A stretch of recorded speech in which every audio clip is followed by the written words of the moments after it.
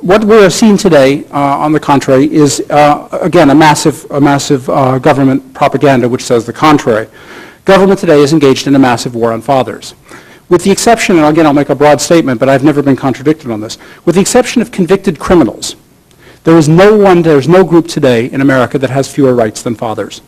Even accused criminals have a right to due process of law, to know the charges against them, to face their accusers, and to a lawyer, and to a trial.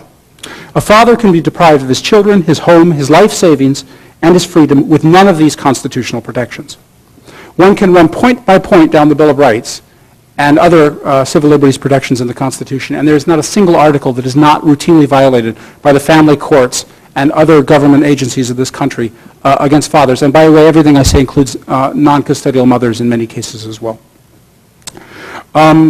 Just to begin with, there has long been, for not a huge body of federal case law based on the Fourth Amendment and based on the Ninth Amendment, which actually has antecedents in English common law going back centuries, saying that parenthood is a basic constitutional right.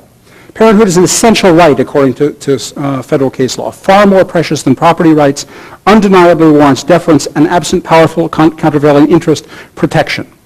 Federal case law recognizing parenting as a liberty interest, a basic constitutional right protected by the 14th Amendment.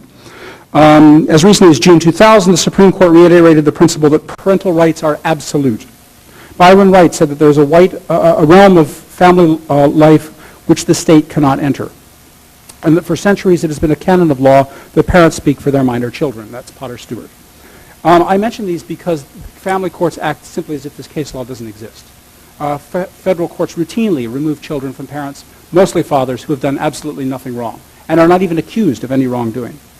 Fathers are also required, again, legally impeachable fathers, are required to surrender personal diaries, notebooks, correspondence, financial records, and other personal documents without any accusation that they've done anything wrong. The moment your spouse files a divorce, your personal life is under the control of the state. The Fifth Amendment, of course, guarantees that you cannot be incarcerated without deprived of life, liberty, or property without due process of law. This is, again, routinely violated by the family courts of America. Fathers are routinely jailed without a lawyer, without a trial, oftentimes without even a charge. Just last month, one of the most sensational cases, but by no means unusual, under pressure from the American Civil Liberties Union in Pennsylvania, 100 fathers were released from jail in Pennsylvania because they had been incarcerated without notice, without time to get an attorney, and with notice of their hearings. Fathers reported that the hearings lasted as little as 30 seconds to 2 minutes, during which they were incarcerated for months. This repeated similar action a year ago in Lawrence County, Pennsylvania. The only thing I think that's unusual about Pennsylvania is the Pennsylvania ACLU. There's nothing, and I don't know why to this day why they're taking this, because it's very unusual. The ACLU ignores this nationwide, but this kind of thing happens all across the country. The double jeopardy statute provision of the Fifth Amendment is routinely ignored. Self-incrimination, also routinely ignored. We have documented instances, fathers forced to confess to domestic violence crimes they have not committed under pain of incarceration. This is routine. In fact, nobody denies this. In Massachusetts and Pennsylvania, in other states, we have documented, I can show you the forms where fathers are forced to sign confessions that they have committed domestic violence, even when they insist that they have not. The Sixth Amendment, of course, protection against guarantee of an attorney, is routinely violated. Again, the Pennsylvania cases. According to the National Conference of State Legislatures, which advocates aggressive prosecutions for child support issues, they say that not all child support contempt proceedings classified as criminal are entitled to a jury trial, and even indigent obligors are not necessarily entitled to an attorney. They also point out that in many cases the burden of proof in child support trials can be shifted to the defendant.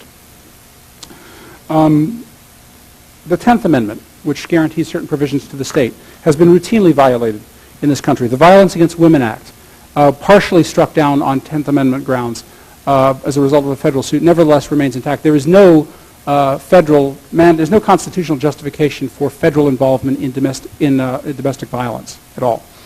Child support enforcement. There is also no federal provision, no constitutional justification for the federal government to be involved in what amounts to a system of policing child support enforcement. The Eighth Amendment, just briefly, fathers are deprived regularly of licenses, professional licenses, driver's licenses, and passports. Their cars are booted, their names are published in the newspaper. and so forth. Perhaps the most astounding violation of constitutional rights that fathers are subjected to are First Amendment violations. They are routinely told what religious worship they may take their children to. I can show you court orders, fathers told what they can, a vegetarian father who cannot discuss diet with his children, a father who is required to stop taking his child to church and instead take his child to soccer on Sunday. That kind of thing is routine.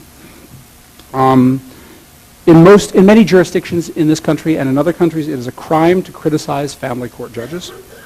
Stanley Raines of Victoria, Texas is a good example, cut off from his daughter for more than 2 years and gagged from, quote, speaking, writing, or publishing his opinions about the case, according to his court documents. The order covered private conversations, and including those with mental health professionals and his minister. He couldn't discuss his divorce case with his minister or his psychotherapist. There was no evidentiary hearing before this trial. Raines published an article, the order followed an article he published in Fathering magazine in which he described the harrowing conditions of